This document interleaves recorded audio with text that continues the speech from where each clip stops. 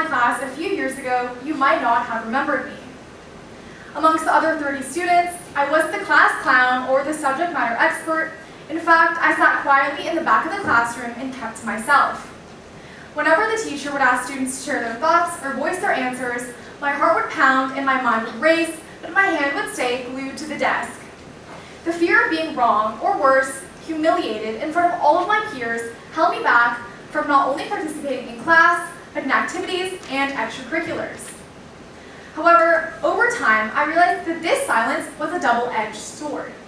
Although, yes, it shielded me from embarrassment, it also meant missing out on valuable learning opportunities and connections with my peers. That timid, unsure version of myself could never have imagined standing here today, giving a TED Talk on leadership and encouraging others to discover their own abilities as a leader, an ability that I once didn't think I had. So how did I get to this point? It surely didn't happen overnight. It unfolded through fear, failure, and uncomfortable choices. It grew through leadership, but not in the way that you might expect. For a long time, when I heard the word leader, I pictured someone entirely different from myself. I thought of a leader to be someone who was loud, charismatic, and always confident, never second-guessing themselves. Meanwhile, I second-guessed even the smallest decisions, let alone the significant ones. I thought that leadership meant being right, polished, and strong, qualities that I didn't think I possessed.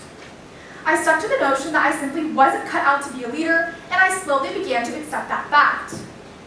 So I stayed in my own bubble, dodging group discussions, and keeping my ideas to myself. But deep down, a quiet, stubborn part of me longed for more. I didn't desire to be the loudest person in the room or flawless. I simply wanted to overcome my fear. Most importantly, inspired by the student leaders that surrounded me in school, I wanted to lead, even though I didn't think that I fit the traditional mold. Eventually, that desire overpowered my fears. My initial step into leadership wasn't grand or dramatic. In fact, it was simply joining a small program at school, the TEDxValley Wildfire Program, where we worked towards autonomous wildfire solutions and often had to present trade studies and our ideas. I was terrified. I remember my first presentation so vividly. My hands were clammy, my voice trembled, and I barely lifted my gaze from my speaker notes. Honestly, it wasn't a triumphant moment. I didn't walk out feeling extremely victorious, but I did experience something unexpected: relief. I hadn't messed up horribly, no one had laughed or whispered, and the world didn't come crumbling down when I stuttered. And that tiny moment of relief was monumental. It marked proof that I could tackle scary things and survive.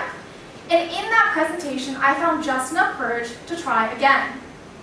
Gradually, I began volunteering for small tasks, raising my hand in class, and asking questions in front of others.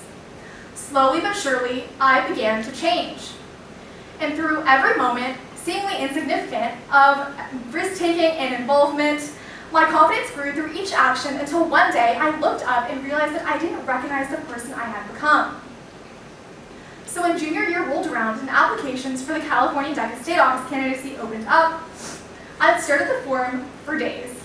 I'd never run for a position of this magnitude before, and this was no longer just a school role. This was statewide, serving 7,600 students. I was plagued by self-doubt. I didn't have the most incredible, impressive accomplishments, and I surely didn't know the thousands of members of California DECA.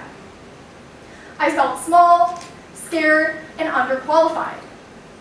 But something shifted within me. I realized that I wasn't running because I was the most qualified or the most confident. I was running because I cared deeply. I'd seen students like my former self, fearful of leading and unsure of their own voice's worth. I wanted to be the kind of leader who made space for them and showed them that leadership wasn't reserved for the polished or the popular, it was for everyone. So I took the plunge and I applied, filled with anxiety. The interview loomed before me as one of the scariest moments of my life. I remember sitting outside of the interview room, waiting to be called in, with my hands sweaty and literally trembling out of fear.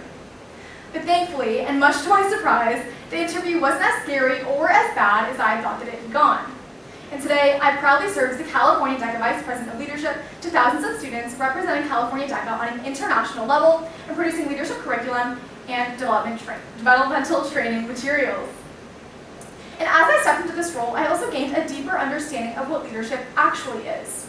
Leadership is not about having every answer in a response to every question. It's about being curious and knowing that you can step into moments of uncertainty and come out of them.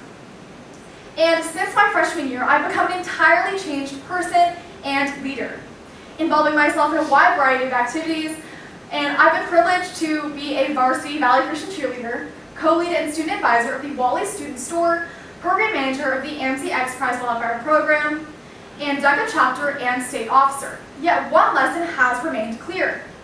Leadership is not about having every answer.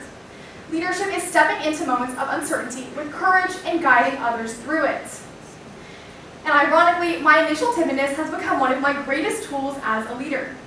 It's taught me to value the voices of other shy students and inspire them, hopefully, to take a leap into their own leadership journeys. So if you're listening to this thinking, that could never be me, I completely get it. Because for the longest time, that's exactly how I felt. But here's the truth. You don't need to be loud, you don't need to be perfect, and you don't even need to be 100% ready. You just need to make an effort. Because leadership doesn't begin with confidence, it begins with courage. And every time you raise your hand, show up even when it's hard, and speak your truth, you are becoming. And somewhere along the way, through the quiet wins, the hard lessons, the fear, and the failure, you will become the leader you once dreamt of becoming. Not because you've changed who you are, but because you finally embraced and stepped into the discomfort of change, challenge, and new things. Thank you.